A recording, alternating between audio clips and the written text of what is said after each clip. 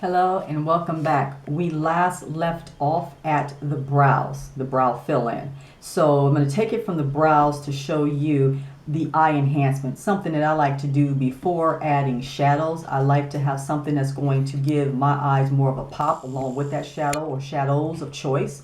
So what I'm going to show you today is some of these enhancements that you can do to your eyes. One, remember, concealers can be excellent enhancers that you can put on the eyes before your shadows. That will give your eyelids a complete flat one color, so you don't have different, I'm going to say, like the skin tone does not bleed into with the shadows and it doesn't give you the true color.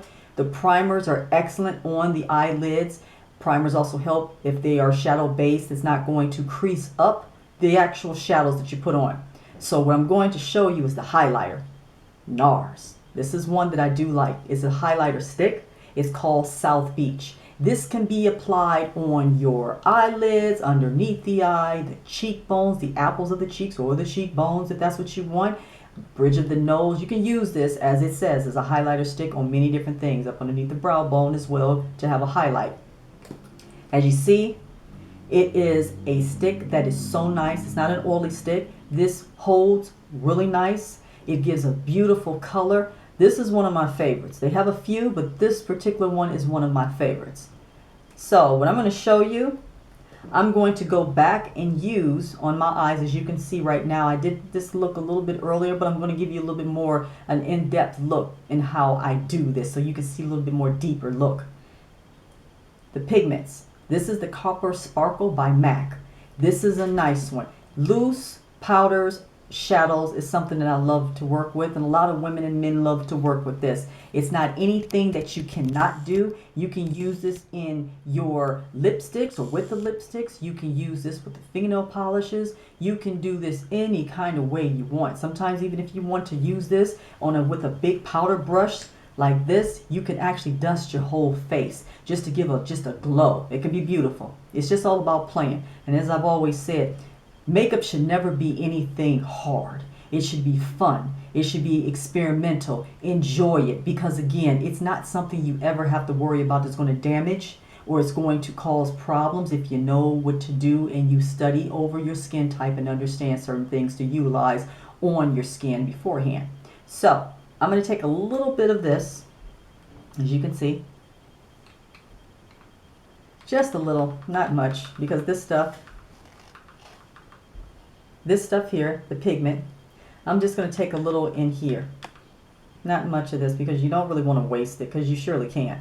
But you're not going to be able to see the full amount, but it's just a little bit in the cap. Just a little bit, not much of anything.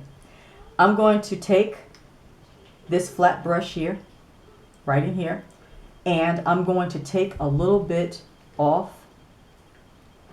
You can even use this.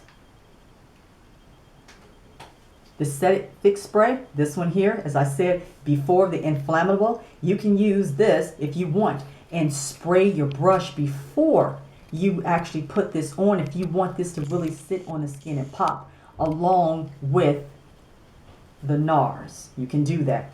So I'm going to put that back up again in case you missed that one. I'm going to take this SSS off and I am going to press. I'm a firm believer in pressing the shadows into the skin. Press all the way around. As you can see, that is a beautiful look right there in itself. It gives a little bit more, just a little bit more color, just a little bolder. So I'm going to take it. I'm going to take that spray and I'm going to spray the brush just a little bit one time. If you want to do 2 times, you can, but I just do 1. I go back and I use that same shadow. So therefore, again, this is nice. It's not anything too heavy. I close the eye and again, I'm pressing. Everything is in a pressing motion. You can follow your natural contours and all of this of the eye. Some women may want and some men may want to take this all the way over the eye, and hey, that's totally fine. You can do whatever you choose to do. For me, I like a little bit of the brow bone area really showing. Sometimes I've done this in the past and took it all the way up underneath the eye, and that was a good look as well. As you can see, I'm going to take this out, fan it out a little bit. I take a Q-tip, or excuse me, let me take a sponge.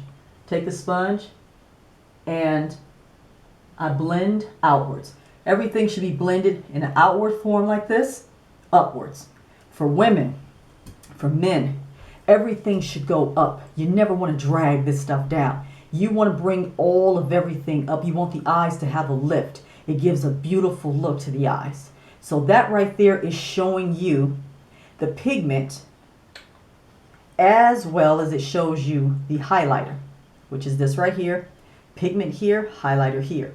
As I said, you can use the inflammable or any setting spray, Spray your brush a little bit, one spray, two, I say one, just to get it a little bit damp, and then you can use the loose wet. Some people like to use the also condensed shadows wet as well. It's totally up to you.